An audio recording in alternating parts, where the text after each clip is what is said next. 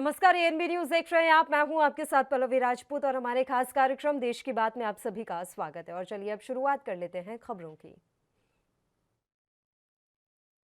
22-23 के बजट को लेकर हिमाचल के मुख्यमंत्री जयराम ठाकुर ने शिमला से वर्चुअली जनसंवाद किया, जिसमें प्रदेश भर से लोगों ने भाग लिया।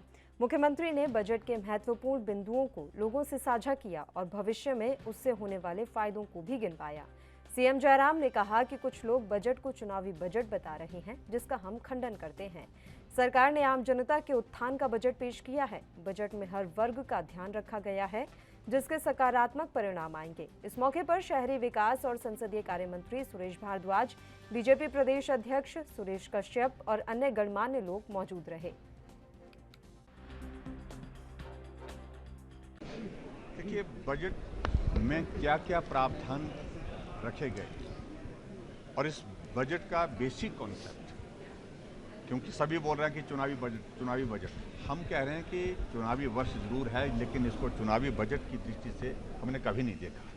उसकी वजह यह है कि हमने जिन योजनाओं को पहले साल से शुरू किया उनको मजबूत किया है और हमारा ये 5वां बजट था। इस 5वें बजट में और ज़्यादा ताकत उसमें डाली है। चाहे वो हमारे सामाजिक सुरक्षा पेंशन की अगर बात है, चाहे गृहिणी सुविधा योजना की बात है, चाहे वो हिम केयर की बात है, जितनी भी योजना है, चाहे वो सारा योजना की बात है, तो हमने उन सारी योजनाओं को और ज़्यादा ताकत दी है और मजबूती दी है। तो इसलिए इस चुनावी बजट को इसको चुनावी बजट कहना ये उचित नहीं होगा किसी तरह से भी। मैं इस बजट को उस तरह से ना देखता हूँ, ना उस तरह से हमने बनाया है। हिमाचल प्रदेश में हमने एक प्रयत्न किया है विधानसभा में बजट प्रस्तुत करने के पश्चात, जिसकी वहाँ पर चर्चा हो रही है। सत्ता पक्ष विपक्ष दोनों चर्चा कर रहे हैं, लेकिन प्रदेश के साथ, प्रदेश की जनता के साथ सीधा संवाद करके हम बजट के जो मेन फीचर्स हैं, बिंदु हैं प्रमुख इसके, उनको आम जनता तक सीधा पहुंचा सके, ये एक प्रयास किया है। अलग तरह बजट में शिक्षा क्षेत्र को लेकर पहली बार हिमाचल की किसी सरकार ने इतना ध्यान रखा है और शिक्षा के क्षेत्र को प्राथमिकता दी है। बजट में इस क्षेत्र के लिए किए गए प्रावधानों से न केवल हिमाचल में शिक्षा के स्तर में सुधार होगा, बल्कि बच्चों का मानसिक और बौद्धिक विकास भी होगा। ये कहना है हिमाचल प्रदेश शिक्षक महासंघ के प्रांत महामंत्री डॉक्टर मामराज कुंडीर का, जिन्होंने एएनबी न्यूज से खास बातचीत की। एएनबी नेशनल पर आप सभी का स्वागत है। हिमाचल सरकार के पेश किए गए बजट पर हमें लगातार प्रतिक्रियाएं मिल रही हैं, विपक्ष की तरफ से भी और पक्ष की तरफ से भी। इस वक्त हमारे साथ शिक्षा के क्षेत्र में बात करने के लिए मौजूद है हिमाचल प्रदेश शिक्षक महासंघ के प्रांत महामंत्री डॉक्टर मामराज पुंडेर। सर, आपका बहुत बहुत स्वागत है। बहुत बहुत आभार आपका। हिमाचल सरकार के पेश किए गए जो बजट पेश किया गया, उसे शिक्षा के क्षेत्र में आप किस तरह से लेते हैं? मुझे सरकारी सेवा में 25 साल से मैं काम कर रहा हूँ और हमने अलग अलग बजट सरकार के देखे हुए हैं। कल का जो बजट था उसमें शिक्षा विभाग में पहली बार 16% का हाइक हुआ है। पिछला जो बजट था 8,021 करोड़ के आसपास का था। इस बार 8,412 करोड़ का बजट हिमाचल सरकार ने पेश किया है और पहली बार ऐसी योजना लागू की है जिसमें आप देखिए तीसरी क्लास से बच्चा पढ़ता है, उस बच्चे को स्कॉलरशिप देना, थर्ड क्लास से एक बहुत बड़ा मोटिवेशनल सपोर्ट यहाँ पे बच्चे को मिलेगा और आने वाले टाइम में कम्पिटिटिव उसको भाग लेने का एक मौका उसको मिलने वाला है। दूसरा, जो विश्वविद्यालय में पढ़ने वाले बच्चे हैं, हर बच्चा गरीब JRF नहीं करता, हर बच्चा स्कॉलरशिप लेता है, लेकिन कुछ बच्चे गरीब बच्चे भी होते हैं जो स्कॉलरशिप के जिनको ज़रूरत होती है। पहली बार प्रदेश में 3,000 रुपये की राशि का, यानी 36,000 रुपये, वो भी पहली बार लागू किया है। हिमाचल में स्कॉलरशिप का बहुत बड़ा जंजाल टाइप का था, जिसकी आपने देखा होगा अलग अलग तरह के घोटाले सामने आए। पहली बार एक एवरेज 18,000 के आसपास की राशि प्रत्येक उस विद्यार्थी को मिलेगी जो किसी ना किसी कैडर में आता होगा, चाहे वो BPL परिवार से संबंध रखता हो, चाहे वो दूसरे संबंध रखता हो, कैडर रखता हो। तो ये पहली बार हिमाचल में हुआ है। मैं ये कहूँ कि शिक्षा विभाग का बहुत बड़ा ध्यान शिक्षा इस बजट में रखा गया है और इसके लिए शिक्षा मंत्री गोविंद ठाकुर जी के साथ साथ माननीय मुख्यमंत्री बधाई के पात्र हैं। योजना, बाल प्रतिभा छात्रवृत्ति, मुख्यमंत्री शोध प्रोत्साहन योजना, ये ऐसी योजनाएं हैं जिन्हें पहली बार शुरू किया गया है। इससे क्या लगता है कि जो हमारा शिक्षा का स्तर है उसमें किस तरह का सुधार होएगा, जो हमारा जो बाल प्रतिभाएं हैं उनके जो मानसिक जो बौद्धिक विकास है उसमें किस तरह का ये प्रभाव डालेगा? एक इन्होंने कल जो योजना की है, आप देखिए उसमें एक आर्मी से संबंधित योजना भी है, जो किसी के बच्चे की मतलब माँ अगर पति की डेथ हो जाती है तो उनके स्पेशल 1500 रुपये का स्कॉलरशिप लॉन्च किया है। दूसरा जो बाल आश्रम वाले बच्चे जो जहाँ की राशि उनको अपने मतलब स्किल डेवलपमेंट के लिए जहाँ 25-20 हज़ार मिलता था उसको 30 हज़ार किया गया है।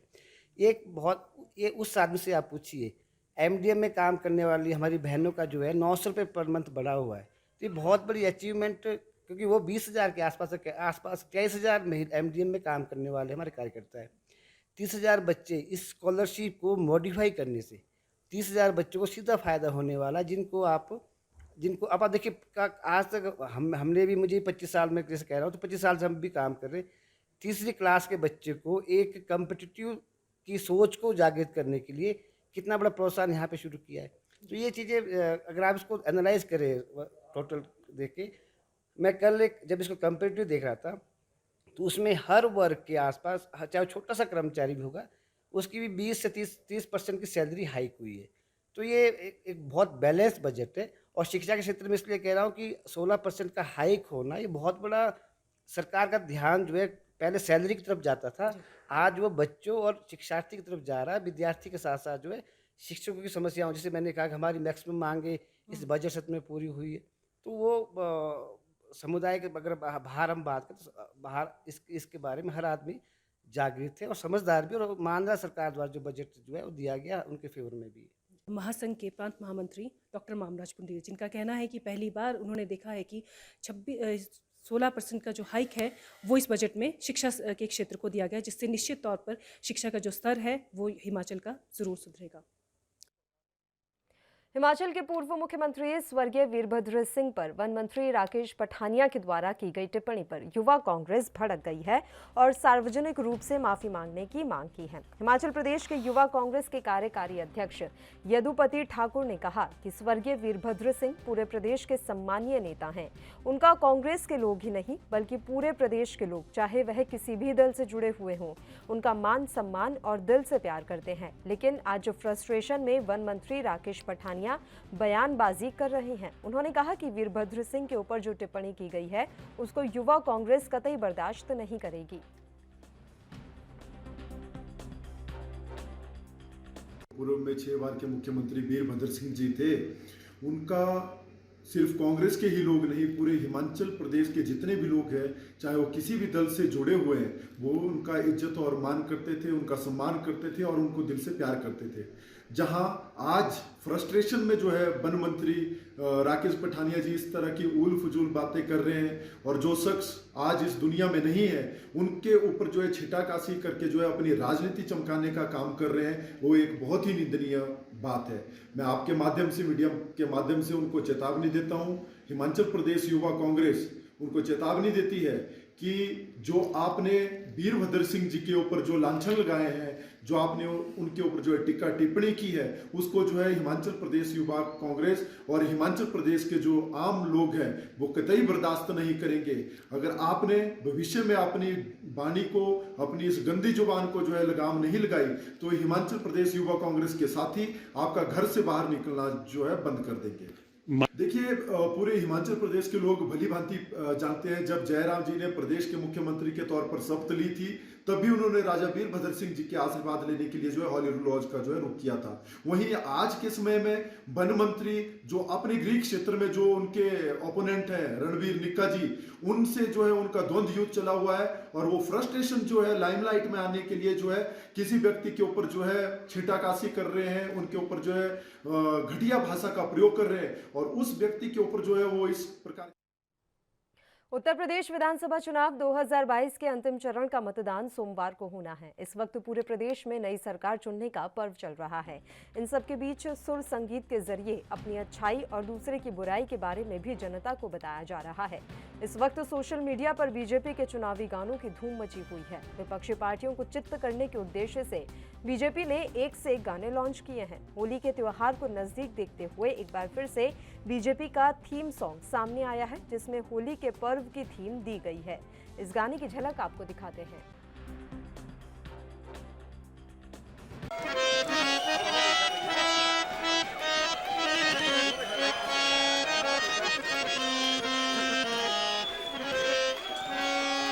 अरे भैया कुछ नई का सुनावा हो। इस सब तक घिसले कहानी रोज सुनत है। कला है सुना।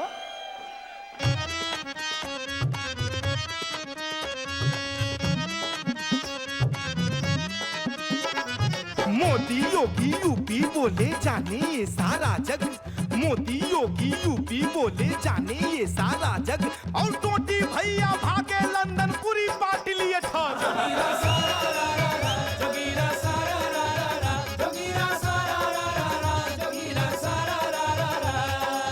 अरे वाह गुरु कमाल कर दिया।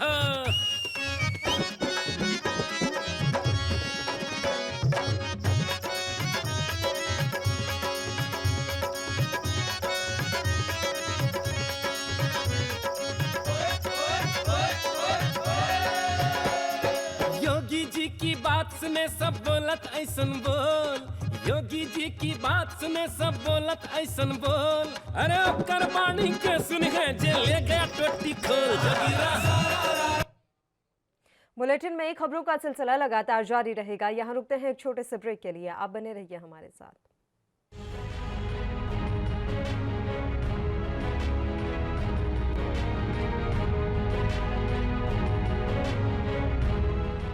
ब्रेक के बाद एक बार फिर से आप सभी का स्वागत है। बढ़ते हैं कुछ और खबरों की ओर। यूक्रेन और रूस के हालात को देखते हुए दुनिया भर में हलचल मची हुई है। दोनों देशों के युद्ध को 10 दिन बीत चुके हैं, लेकिन रूस के जो घातक हथियार हैं वो लगातार यूक्रेन पर बरस रही हैं। इसी के चलते दिल्ली के जंतर मंतर दोनों देशों की शांति के लिए भारत में रह रहे यूक्रेनी नागरिकों ने फ्लैग मार्च निकाला, जिसमें स्कूली बच्चों समेत सभी ने हिस्सा लिया। साथ ही उन्होंने पीएम मोदी को धन्यवाद करते हुए कहा कि इस देश में सभी सुरक्षित हैं। मैं हिंदुस्तान में पिछले 36 साल से रहती हूँ, लेकिन मैं यूक्रेनियन सिटीज़न हूँ। और मैं बहुत बहुत धन्यवाद कहना चाहती हूँ मोदी जी को कि सब लोग जो अभी यूक्रेनियन हैं इस देश में, इस शहर में सब सेफ है, सुरक्षित है। लेकिन वहाँ हमारे देश में यूक्रेन में हमारे सारे रिश्तेदार हैं, माँ बाप भाई बहन सब जंग लड़ रहे हैं। हमें ये लड़ाई नहीं लड़नी है। हमें हमारा देश में शांति चाहिए। हमें हमारे बच्चों के चेहरे में मुस्कुराहट वापस चाहिए। इसीलिए हम लोग यहाँ हैं। इंडियन गवर्नमेंट से क्या डिमांड करना चाहते हैं? कि इंडियन गवर्नमेंट थोड़ा सा हम लोगों को सपोर्ट करे। बस इतना ही मेरा। रूस यूक्रेन संकट पर रक्षा विशेषज्ञ राज कादियान ने प्रतिक्रिया दी है। इस मुद्दे पर बोलते हुए क्या कुछ कहा उन्होंने, सुनाते हैं आपको। इंफॉर्मेशन वारफेयर तो वार का हिस्सा होता है। बोलना या सच को ऐसे तोड़ मरोड़ के बोलना कि वो उसका रंग ही बदल जाए, ये तो नई बात नहीं है। महाभारत में अश्वत्थामा को जो मारा गया वो भी साइकोलॉजिकल वारफेयर था। हाथी को मार के आपने ये नहीं बताया हाथी मरा है, भीष्म पितामह को न्यूट्रलाइज करने के लिए। तो उनका ऑपरेशन चल रहा है। मेरा मानना है जो पुतिन ने किया है वो उनके राष्ट्रीय हित में है। वो कहते हैं कि जब सोवियत यूनियन टूटा तो उनको ये आश्वासन दिया था कि नेटो जर्मनी के पूर्व में नहीं आएगा, लेकिन बार बार उन्होंने 5 वेव में उसको बढ़ाते गए। नेटो सोवियत यूनियन के खिलाफ था, 12 देशों ने खड़ा किया था, आज उसमें 30 देश हैं। तो पुतिन का कहना है कि जब भी इन्होंने इसको और पूर्व की तरफ लाते गए हमने ऑब्जेक्शन की। वो कहते लेकिन लिखित में कहाँ है? जो भी अंडरस्टैंडिंग थी शायद वर्बली रही होगी गोरबाचोव के साथ। तो बोलते हैं इस बार मैं लिखित में मांग रहा हूं कि आप यूक्रेन को मेंबर नहीं बनाओगे। कुछ हद तक वो सही है, बाकी देश जो बने हैं वो तो थोड़ा सा हटके हैं, रशिया और उनके बीच में कुशन है, लेकिन यूक्रेन का तो 2000 किलोमीटर लंबा लैंड बॉर्डर रशिया के साथ लगता है।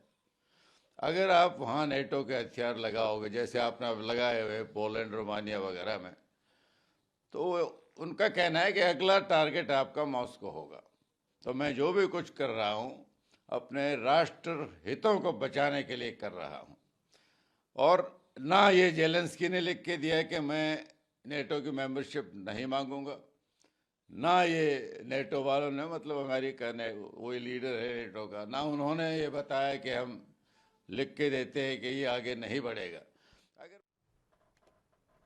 यूपी के लखीमपुर जिले के भी कई छात्र छात्राएं एमबीबीएस की पढ़ाई के लिए यूक्रेन गए हुए थे, जिनकी अब ऑपरेशन गंगा के तहत वापसी हो रही है। जिले के पलिया तहसील निवासी मुकेश गोयल का पुत्र ऋषभ गोयल यूक्रेन के कीव में स्थित एक यूनिवर्सिटी में एमबीबीएस की पढ़ाई करने के लिए गया हुआ था, जहां रूस और यूक्रेन के बीच हुए युद्ध के दौरान वह और बहुत से छात्र और छात्राएं फंस गए थे। भारत सरकार के द्वारा चलाई जा रही मुहिम के तहत ऋषभ गोयल सकुशल अपने घर वापस पहुंचा है, जिससे ऋषभ सहित उसके पूरे परिवार में खुशी का माहौल देखा जा सकता है। मेरा नाम ऋषभ गोयल। ऋषभ गोयल, ठीक है। और आप अपने नाम से बताइएगा सर जी। क्या नाम है आपका और आपको यूक्रेन में कब गए थे, किसकी पढ़ाई कर रहे थे आप, क्या रहा? मेरा नाम ऋषभ गोयल है। मैं एमबीबीएस की तैयारी करने के लिए यूक्रेन गया था 12 दिसंबर को। मतलब वहाँ पे 2 तरीके के बैच चलते हैं, एक सितंबर बैच और एक जनवरी बैच। तो मैं सितंबर बैच में गया था। वहाँ पे कोरोना की वजह से पढ़ाई लेट वगैरह चालू हुई थी, तो इसी वजह से जो सेशन था हम लोग का सितंबर में का वो दिसंबर में चालू हुआ था। आपको यूक्रेन में कहाँ थे, किस शहर में थे? मैं यूक्रेन में कीव में था। तो वहाँ का माहौल कैसा था, कैसे एडजस्टमेंट किया आप लोगों ने इतने दिन? हम लोग को मतलब जिस दिन बम वगैरह गिरे थे 23 की तारीख को रात में, मतलब सुबह 24 की सुबह, तो हम लोग फूड वगैरह स्टॉक वगैरह करके ले आए थे अपना। तो 24 से 28 तक मतलब वहाँ पे बीच बीच में कर्फ्यू चल रहे थे, मतलब 28 तारीख तक ऑलमोस्ट कर्फ्यू था वहाँ पे। हम लोग फूड वगैरह पानी वगैरह स्टॉक करके ले आए थे। और हॉस्टल में ऑलमोस्ट 1000-1500 बच्चे थे, तो हेल्प हो जा रही थी एक दूसरे के सारे। मतलब कुछ मतलब अकेलापन होता तो वहाँ पे लगता भी कि हमें बहुत ज़्यादा प्रॉब्लम हो रही है, बट इतने सारे लोग थे तो कोई प्रॉब्लम नहीं हो रही थी वहाँ पे। अच्छा, आप जहाँ फंसे हुए थे वहाँ से कितने छात्र छात्राएं लगभग आपके साथ थे? 1000-1500 बच्चे। तो भारत सरकार के द्वारा जो मुहिम चलाई गई गंगा ऑपरेशन, उसके लिए क्या कहना चाहेंगे आप? ऑपरेशन गंगा मतलब बहुत ही मतलब अच्छा था। आई मीन फ़्लाइट्स वगैरह का तो इंतज़ाम वगैरह किया गया था, बट द थिंग इज़ हम लोग को जो इंडियन एम्बेसी से यूक्रेन मतलब उम्मीद थी कि वो हमारा सपोर्ट करेगी, वो वहाँ से नहीं मिल रहा था। बहुत सारी चीज़ें थी। एक तो वहाँ पे मार्शल लॉ की वजह से चीज़ें मूवमेंट रिस्ट्रिक्टेड थी, बट तब भी जो ऑफिशियल से बात हो रही थी उन लोगों का बस यही कहना था हम कुछ नहीं कर सकते, हम कुछ नहीं कर सकते। तो इससे बच्चों के अंदर वो जो होती हिम्मत आए, वो हिम्मत नहीं आ पा रही थी। अच्छा, आज आप इंडिया अपने घर सकुशल पहुँच गए हैं, कि कैसा लग रहा है आपको? बहुत अच्छा लग रहा है इंडिया वापस आके। मतलब एक तो वैसे हम लोग इतने टाइम बाद आते हैं, बट अभी जल्दी आना हो गया तो और खुशी मिल रही है। प्लस वॉर की सिचुएशन से बचकर आ गए हैं तो और क्या संदेश देना चाहेंगे कि इस युद्ध को विराम लगे, किस तरीके का क्या? इस युद्ध को विराम लगना चाहिए, क्योंकि इससे जो नॉर्मल जनता है जिसका इस युद्ध से कोई मतलब वास्ता ही नहीं है, वो भी परेशान हो रही है। मतलब हम लोग ने वहाँ यूक्रेन में जब हम लोग खाना वगैरह भी ख़रीदने गए थे, तो वहाँ पे यूक्रेनियंस को हम लोग ने देखा था, वो रो रहे थे। वो लोग कह रहे थे मतलब कि रशिया ऐसा क्यों कर रहा है, हम लोग को नॉर्मल ज़िंदगी जीने क्यों नहीं दे रहा है वहाँ पे। तो रोने वगैरह लग रहे थे, सब बहुत परेशान लग रहे थे। और वहाँ पे ये था कि सब लोग अपनी फैमिलीज़ वगैरह को रेलवे स्टेशन वगैरह पे फैमिलीज़ को। सोमवार से मध्य प्रदेश में विधानसभा का बजट सत्र शुरू होने जा रहा है। बजट सत्र से पहले रविवार को विधानसभा अध्यक्ष गिरीश गौतम ने सभी दलों के साथ एक सर्वदलीय बैठक की। इस बैठक में सरकार और विपक्ष सदन को सुचारू रूप से चलाने पर सहमत हुए। बैठक में विपक्ष के नेता प्रतिपक्ष कमलनाथ ने मांग रखी कि किसान, गौ हत्या, पुरानी पेंशन बहाली और कानून व्यवस्था पर चर्चा कराई जाए। कमलनाथ ने कहा कि सभी ने इच्छा व्यक्त की है कि सदन शांतिपूर्ण तरीके से चले, हम सभी इसके पक्ष में हैं। सरकार अपना पक्ष रखे, हम अपनी बात रखेंगे। सदन गंभीरता से चले, शांतिपूर्वक चले, हम सब उसके पक्ष में।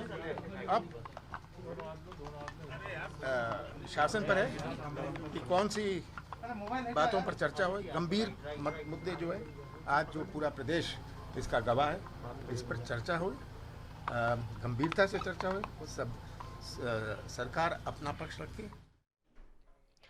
लंबे अरसे के बाद हरियाणा के मुख्यमंत्री मनोहर लाल झज्जर जिला पहुंचे, जहां उन्होंने 178 करोड़ रुपए की ज्यादा की लागत से तैयार परियोजनाओं की जिले को सौगात दी। मुख्यमंत्री मनोहर लाल ने झज्जर गुरुकुल के पास बनने वाले पुरातत्व संग्रहालय का भूमि पूजन किया, साथ ही गुरुकुल के वार्षिकोत्सव कार्यक्रम में शिरकत की। मुख्यमंत्री मनोहर लाल ने झज्जर गुरुकुल के उद्धार के लिए 51 लाख रुपए देने की घोषणा भी की है। इतना ही नहीं, गुरुकुल में कबड्डी और कुश्ती की नर्सरी खोले जाने की भी मुख्यमंत्री के द्वारा घोषणा की गई। आज गुरुकुल झज्जर के अंदर ये जो महाविद्यालय का जो 106वां वार्षिकोत्सव कार्यक्रम था, इसमें मेरा आना हुआ। यहाँ गुरुकुल शिक्षा पद्धति और जो हमारी आधुनिक शिक्षा पद्धति है, इसमें समन्वय करने की आवश्यकता है। ये सब लोगों ने इसका समर्थन किया है। इसी प्रकार से हमारे पुरातत्व के जो संग्रहालय के नाते से जो एक संपदा। बात हिमाचल प्रदेश की कर लेते हैं। यहाँ पर रामपुर के जो ऊपरी क्षेत्र हैं, वहाँ पर लगातार ओवरफ्लो का दौर जो है वो जारी है। हिमाचल प्रदेश के रामपुर के ऊपरी क्षेत्र में गुठलीदार फलों में इन दिनों फ्लावरिंग का दौर जोरों पर है। इन दिनों फ्लावरिंग के लिए मौसम अनुकूल होने से फल सेटिंग की संभावना भी अच्छी है। आने वाले दिनों में मौसम अनुकूल रहने की सूरत में आशा अनुरूप फसल होने की उम्मीद है। इस बार सर्दियों के मौसम में बारिश और बर्फबारी किसानों की उम्मीद के अनुसार हुई है, जिससे भूमि में पर्याप्त नमी भी है और पौधों को भी आवश्यकता अनुसार ठंडक मिली है। उल्लेखनीय है कि हिमाचल प्रदेश में करीब 14,000 हेक्टेयर क्षेत्र में प्लम की बागवानी की जाती है।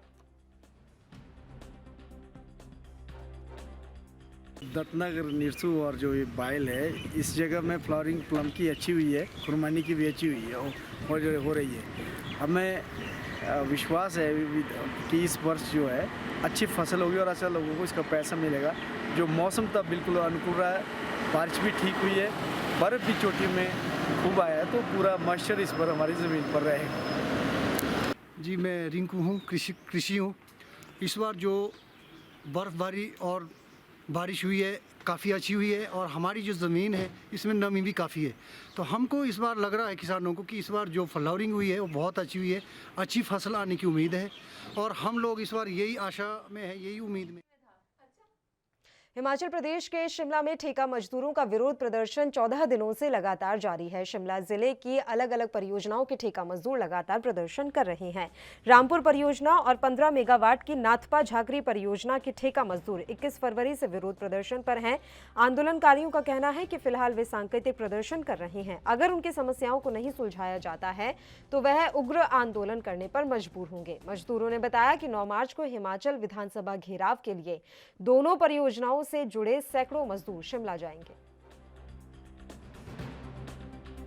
हम ठेका मजदूर यूनियन जो यहाँ पर वर्ष 2010 से लगभग 10-12 सालों से कंटिन्यू मेंटेनेंस वर्क में काम कर रहे हैं। ऐसी कोई फील्ड नहीं है जिस वर्क को ठेका मजदूर नहीं कर रहा है। इसी के चलते अभी जो CMD साहब ने एक कॉर्पोरेट ऑफिस से 72 पोस्टों की एक भर्तियां निकाली हैं, जिसमें ठेका मजदूर में जितना भी लगा है साथी, इसके लिए कोई रिलैक्सेशन नहीं है। जबकि वहीं हिम पैसों के लिए 55 साल की रिलैक्सेशन मिली है और जबकि काम सबसे ज़्यादा यहाँ पे ठेका मजदूर कर रहा है। तो हमारी मैनेजमेंट से यही मांग है कि जब हम सारा काम यहाँ पे कंधे से कंधे मिला के कर रहे हैं तो क्यों मैनेजमेंट हम लोगों को रिलैक्सेशन नहीं दे रही है, जिसके चलते हम पिछले 21 तारीख से धरने प्रदर्शन पर निरंतर जारी है। और हम मैनेजमेंट से भी ये अपील कर रहे हैं कि आप इसमें मीटिंग बुलाए, रास्ता निकाले। अलबत्ता ये जो हमारा आंदोलन है थमने वाला नहीं है। और उसी के साथ साथ हमने CMD साहब को 3 जनवरी को एक मांग पत्र सौंपा था, जिसमें हमारी 3 मांगी प्रमुखता से थी। इसमें एक हमारी ग्रुप इंश्योरेंस थी। आज अगर वर्कर हमारा काम कर रहा है, अगर कभी भी कुछ भी डेथ हो जाती है, कुछ भी हो जाता है, तो मजदूरों को कुछ भी बेनिफिट नहीं है। तो हम मैनेजमेंट को चाहते हैं कि उसमें ग्रुप इंश्योरेंस का कुछ इंश्योर करे। और उसके साथ हमारी दूसरी मांग ये थी कि ऐसा ही एक पार्ट हमारे साथ हिम पेस्को है, जो एक एक्स सर्विसमैन का कॉर्पोरेशन थी, लेकिन आज उसमें ज़्यादा सिविल साइड से भर्ती हो रहे हैं। तो जैसे ठेका मजदूर उनको एक्स्ट्रा पैसा एक्स्ट्रा। इसी के साथ इस बुलेटिन में फिलहाल के लिए इतना ही। मुझे दीजिए इजाजत। देश और प्रदेश के तमाम ताज़ा खबरों के लिए आप बने रहिए हमारे साथ। नमस्कार।